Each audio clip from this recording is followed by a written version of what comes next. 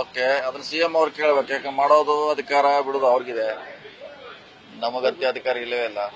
ನಾವು ಕೇಳಿದೀವಿ ಮಾಡ್ತಾರಂತ, ಇದು ಯಾವಾಗ ಮಾಡ್ತಾರ ಗೊತ್ತಿಲ್ಲ ಅಷ್ಟೇ.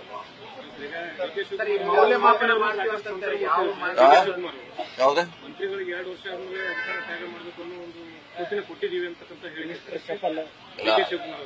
ಅದ್ರ ಬಗ್ಗೆ ನಮಗೆ ಗೊತ್ತಿಲ್ಲ, ಅದು ನೋಡೋಣ. ಅದು ಯಾವ ರೀತಿ ಸಂದೇಶ ಬರ್ತದೆ ಗೊತ್ತಿಲ್ಲ.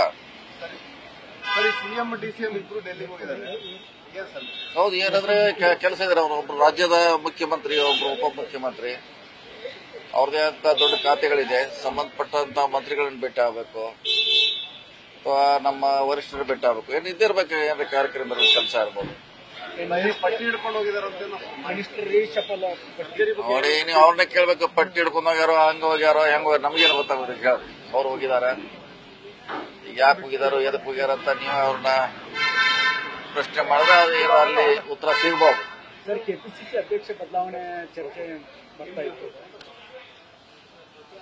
ಚರ್ಚೆ ಬಹಳ ಸಿದ್ಧ ಇದೆ ಈಗಲ್ರಿ. ಈ ಮತ್ತೆ ಅದು ಮುನ್ನೆಲೆಗೆ ಬಂದಿದೆ. ಸರ್ಕಾರ ಇದ್ದಾಗ ಚರ್ಚೆ ಇದ್ದೇ ಇದೆ, ಹೊಸದೇನಲ್ಲ, ಚರ್ಚೆ ಇದ್ದೇ ಅದು. ಸರಿ, ಮತ್ತೆ ಮಂತ್ರಿಗಳ ಕಾರ್ಯವೈಖರಿ ಬಗ್ಗೆ ಮೌಲ್ಯಮಾಪನ ಮಾಡುವುದನ್ನು ಆತರ ಏನ್ ನಮ್ಗೆ ಇನ್ನು ಮಟ್ಟ ಕೇಳಿಲ್ಲ. ಕೇಳಿದ್ರೆ ಹೇಳ್ತೀವಿ ಯಾವ ರೀತಿ ಅಂತ ಮೌಲ್ಯಮಾಪನ ಏನವರು. ಬಗ್ಗೆ ಬಂದಾಗ ಆ ಮಾತು ಬಂದಿದೆ. ಇನ್ನು ಅದ್ರ ಬಗ್ಗೆ ನಮ್ಗೆ ಯಾರು ಕೇಳಿಲ್ಲ ಏನ್ ಮಾಹಿತಿ ಅಂತ.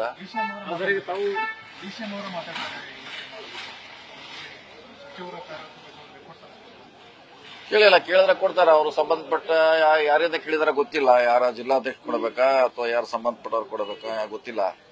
ಯಾರು ಕೇಳಿರ್ತಾರ ಅವ್ರು ಖಂಡಿತವಾಗಿ ಕೊಡ್ತಾರೆ. ಮಂತ್ರಿಗಳ ಬಗ್ಗೆ, ಶಾಸಕರ ಬಗ್ಗೆ ಕೊಟ್ಟೆ ಕೊಡ್ತಾರೆ. ಶಿಗ್ಗಾವಿ ಎಲೆಕ್ಷನ್ ನಂತರ ಒಬ್ಬರಿಗಂತೂ ಇದು ಅಧ್ಯಕ್ಷ ಗಾದಿ ಬಂದಿತ್ತು. ಮತ್ತೆ ಇನ್ಯಾರಿಗಾರು ಏನಾರು ಹುದ್ದೆಗಳು? ಯಾವ್ದು ಅಧ್ಯಕ್ಷ? ಒಬ್ರೇ ಅವರು ಒಬ್ರೇ ಇದ್ರು. ಶಿಗ್ಗಾವಿನಿಂದ ಏಕೈಕ ಕುಸ್ತಿಪಟ್ಟು ಒಬ್ಬರೇ ಅವರು, ಮತ್ತಾರಿಲ್ಲ. ಒಬ್ರೇ ಅವ್ರ ಅವ್ರಿಗೆ ಪ್ರಾಮಿಸ್ ಮಾಡಿದ್ವಿ ನಾವು ಚುನಾವಣೆಯಲ್ಲಿ ತಾವು ಸ್ಪರ್ಧೆ ಮಾಡಬಾರಂತ. ಆ ಹಿನ್ನೆಲೆಯಲ್ಲಿ ಅವ್ರಿಗೆ ಒತ್ತು ಕೊಟ್ಟಿದ್ದೀವಿ. ಬೆಳಗಾವಿನಲ್ಲಿ ಅಧಿವೇಶನ ನಡೀತಾ ಇದೆ. ಮತ್ತೆ ಅವೆಲ್ಲ ಕಾಮನ್ ಆಗಿ ನಡೀತಾನೆ. ಸುಮಾರು ಒಂದು 20-25 ಬಿಲ್ ಪ್ರತಿ ಸದನಲ್ಲಿ ಮಂಡನೆ ಆಗ್ತಾವ, ಚರ್ಚೆ ಆಗ್ತೈತಿ, ಪಾಸ್ ಆಗ್ತಾವ.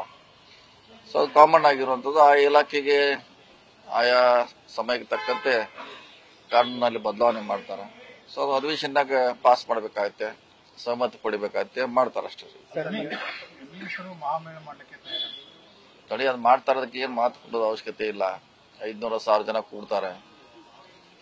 ಅದು ದಿನೇ ಮುಂಚೆ ಕೂಡ್ತಾ ಇದ್ರು 10,000 ಜನ ಮುಂಚೆ ನಮ್ದು ಪ್ರಾರಂಭ ಆದಾಗ. ಇವತ್ತಿಗೆ ಬಹಳ ಕಡಿಮೆ ಬಂದಿದೆ. ಸೊ ನೆಗ್ಲೆಕ್ಟ್ ಮಾಡದೆ ಉತ್ತಮ.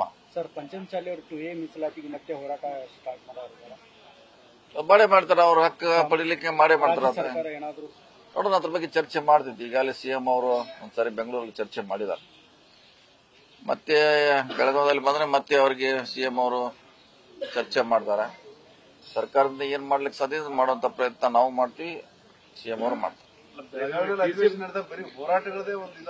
ಇಲ್ಲ, ಹೋರಾಟ ಇದ್ದೇ ಹೊರಗಡೆ ಇರ್ತೈತಿ, ಒಳಗಡೆ ಸದನ ನಡೀತಾ ಇದೆ. ಅದಕ್ಕೇನು ಸಂಬಂಧ ಇಲ್ಲ. ಸುಮಾರು 70-80 ಪ್ರತಿಭಟನೆಗಳು, ಮನವಿ ಕೊಡೋದಾಗಲಿ, ಚರ್ಚೆಗಳಾಗಲ್ಲ ಹಾಗೆ ಆಗ್ತದೆ. ಸುಮಾರು 70-80 ಪ್ರತಿ ವರ್ಷ. ಇದು ಸರಿ ಹಾಗೆ ಆಗ್ತದೆ. ಈ ಬಾರಿ ಏನೋ ಹೆಚ್ಚಿನ ಒತ್ತು ಸಿಗುತ್ತಾ ಅಂತ ಉತ್ತರ ಕರ್ನಾಟಕ? ನೋಡಿ, ಅಲ್ಲೇ ಉತ್ತರ ಕನ್ನಡಕ್ಕೆ ಅಲ್ಲೇ ಪರಿಹಾರ ಕೊಡಬೇಕಂತಿಲ್ಲ. ಅದು ಬಜೆಟ್ ನಲ್ಲಿ ಬರಬೇಕಾಗ್ತದೆ. ಅಲ್ಲಿ ಬರೀ ಚರ್ಚೆ ಬೇರೆ ಬೇರೆ ವಿಷಯಗಳ ಬಗ್ಗೆ ಅಥವಾ ವಿಳಂಬದ ಬಗ್ಗೆ ಮಾತ್ರ ಏನಾರ ಕೇಳಲಿಕ್ಕೆ ಅವಕಾಶ ಇದೆ. ಸೊ ಹೆಚ್ಚಿಗೆ ಅಲ್ಲೇ ಕೊಡಬೇಕಂತಿಲ್ಲ. ಅದೇನಿದ್ರು ಬಜೆಟ್ ನಲ್ಲಿ ಬರಬೇಕಾಗ್ತೈತೆ. ಸೊ ಇನ್ನು ಏಪ್ರಿಲ್ ಅಲ್ಲಿ ಇದೆ, ಅವಾಗ ಅದಕ್ಕೆ ಹೆಚ್ಚು ಒತ್ಕೊಂಬಂತ ಪ್ರಯತ್ನ ಮಾಡ್ತೀವಿ. ಸ್ವಾಮೀಜಿ ಒಬ್ರು ಮುಸ್ಲಿಮರ ಮತ ಹಕ್ಕು ಕಸಿದುಕೊಳ್ಳಬೇಕು ಅದೆಲ್ಲ ನೋಡಿ, ದಿವಸ ಯಾರೋ ಒಬ್ರು ಹೇಳ್ತಾರ, ಮೂಲೆಯಲ್ಲಿ ನಿಲ್ತಾರ, ಅಲ್ಲ ಬೀಳ್ತಾನ, ಇಲ್ಲ ಬೀಳ್ತಾನ. ಇನ್ ಎಲ್ಲದಕ್ಕೂ ಸರ್ಕಾರ ಉತ್ತರ ಕೊಡ್ಲಿಕ್ಕೆ ಆಗೋಲ್ಲ. ಅವ್ರವ್ರ ವೈಯಕ್ತಿಕವಾದಂತ ಅಭಿಪ್ರಾಯ ಅದು ಇರ್ಬೋದು.